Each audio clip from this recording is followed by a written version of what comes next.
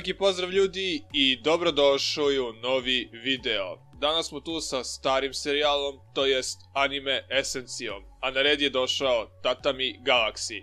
Još jedno delo na kojem je radio Masaki Yuasa, možda vama poznati po delima kao što su Ping Pong Animation, Devilman Crybaby, Kaiba, Mind Games i tako dalje. Ako ste nešto više od casual anime fana, verujem da ste dobro upoznati sa istorijom ovog čoveka. Što se tiče priče, sve što treba da znate jeste da se ona vrti oko tog studentskog života, gde naš protagonista svakom epizodom dobija novu šansu za bolji život.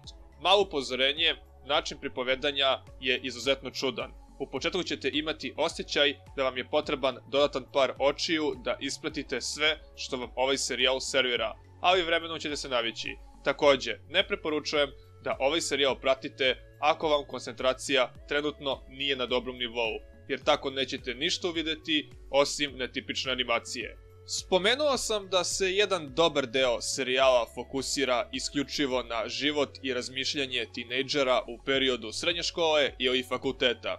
Onaj period kada svako misli da je iznad proseka, a opet sebi dozvoljava da neozbiljno shvati trenutnu životnu etapu. Tako što jednostavno vreme provedeno tu gleda kao na nešto totalno nebitno i da život ide tek posle toga. Nesvesni da posljedice iz starog života mnogo utiču na taj novi. Sami birate kakva ćete osoba postati, ali ne očekujte ako ste recimo bili lenji u srednjoj školi da ćete posle nje biti vredan i posvećen čovek, jer staro drvo ne možete saviti. Spomenuo sam to više puta. Prostor za napredak u tom periodu je ogroman, ali većina tinejdžera svesno ili nesvesno propušta svoje šanse. Sve to možemo videti kroz našeg protagonistu, tako što ga kreator stavlja u različita radna okruženja svaku epizodu, ali opet njegov izbor ostaje isti. Morate paziti na tu samodestrukciju, jer ona dovodi do nedostatka empatije i elementarne kulture, a verujte mi na reč, to je nenadoknadiv gubitak. Likovi unutar serijala su izuzetno prijatni, svaki predstavlja nešto i sa svakim možete da se povežete na neki način.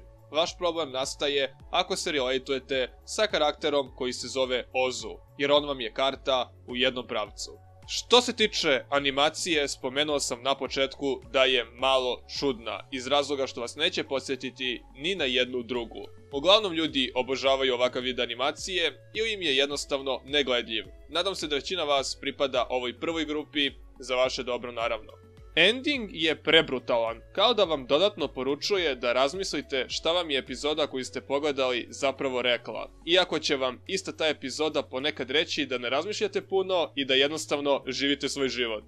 Kratka poruka serijala bi bila da jednostavno mi možemo postati bilo ko, ali ne treba težiti ka nečemu nerealnom. Budite svesni svake pružene prilike i znajte da život nije ni crn, ni beo, nije čak ni siv, već je šaren.